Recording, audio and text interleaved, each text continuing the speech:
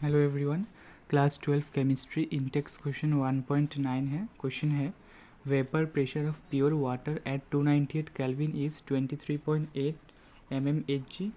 50 gram of urea जिसका formula है NH2CuNH2 is dissolved in 850 gram of water. Calculate the vapour pressure of water for this solution and it's relative lowering vapour pressure. तो हम सबसे पहले जो given है उसे लिख लेते हैं। हमारे पास सबसे पहले है प्योर वाटर का vapour pressure. Vapour pressure of pure water. Pure चीज़ के लिए हम पी नॉट का यूज़ करते हैं। ये हमें गिवन है 23.8 mmHg। ठीक है। अब हमारे पास गिवन है यूरिया का मास। यूरिया और वाटर में से सॉल्यूशन बनाए तो यूरिया हो जाएगा सॉल्यूट और वाटर हो जाएगा सॉल्वेंट, राइट। तो हम मास ऑफ सॉल्यूट या फिर मास ऑफ यूरिया लिखेंगे, जिसे हम स्मॉल w से डिनोट करेंगे for solute.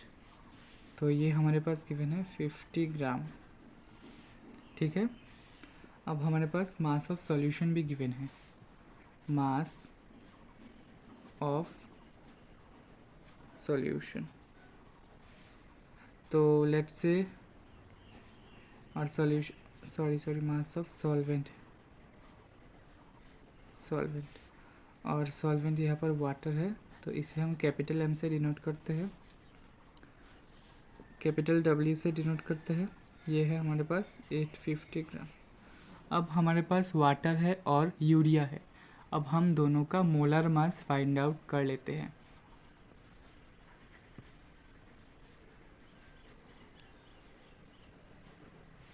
Molar mass of urea कितना हो जाएगा?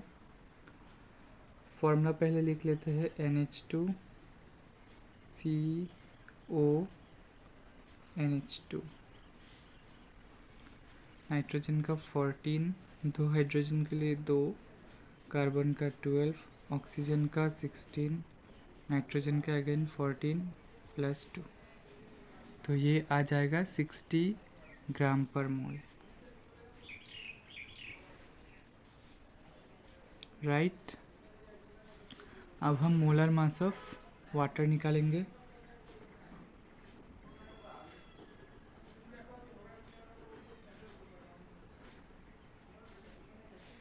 जो हमें पता है 18 ग्राम पर मोल होता है।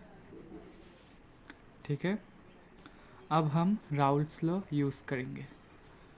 एक और बात, यूरिया को हम स्मॉल m से डिनोट करेंगे और इसे कैपिटल M से। ठीक है। Therefore applying Raoult's law.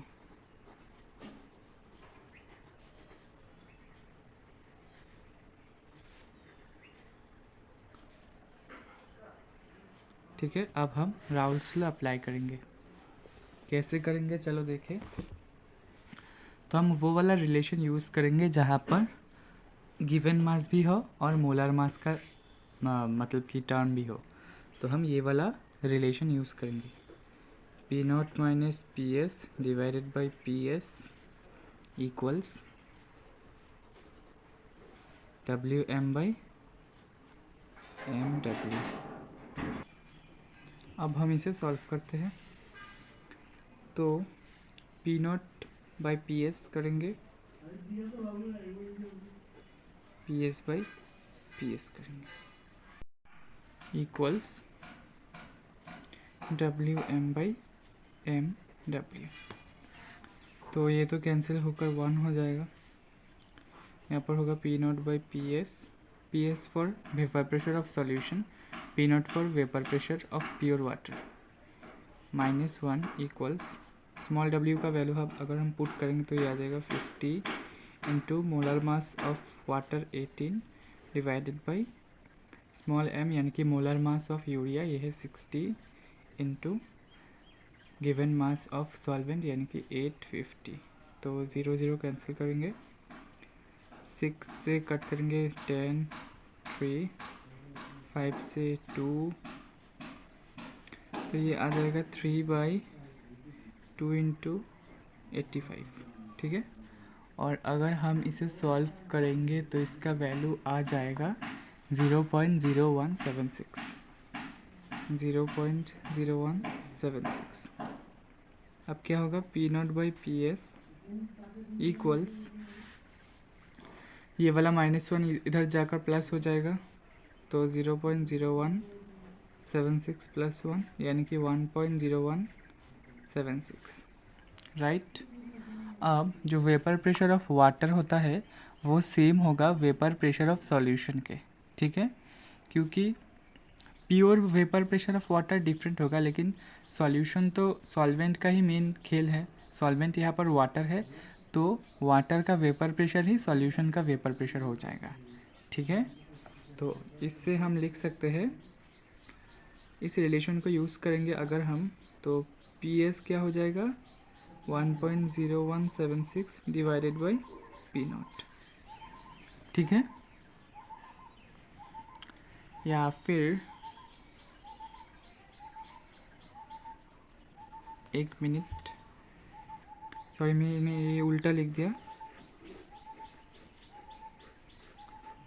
इस रिलेशन को यूज़ करें अगर हम, PS इस साइड जाएगा तो 1.0176 नीचे चला आएगा, यानी कि P0/1.0176। P0 का वैल्यू हमें पता है, क्वेश्चन में दिए हैं 23.8 डिवाइडेड बाई 1.0176, तो इसका वैल्यू आ जाएगा 23.39 mm।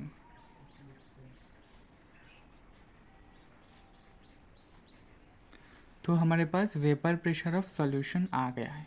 अब हम relative lowering in vapour pressure calculate करेंगे। Relative lowering in vapour pressure,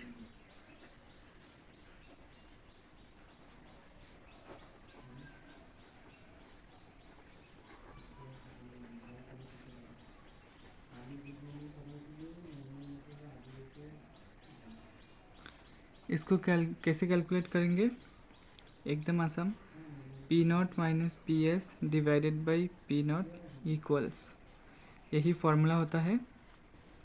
P0 कितना है, 23.8 माइनस PS कितना है 23.39 डिवाइडेड बाई 23.8, और अगर हम इसे सॉल्व करते हैं तो इसका वैल्यू आ जाएगा 0.0172 mmHg, ठीक है। I hope you understand the video. कोई डाउट रहे तो क्वेश्चन में कमेंट्स में पूछना। Thank you for watching, and इस वीडियो के लिंक डिस्क्रिप्शन बॉक्स में आपके लिए सारे इंटेक्स क्वेश्चन का सॉल्यूशन वीडियो का प्लेलिस्ट है, उसे ज़रूर देख लीजिएगा।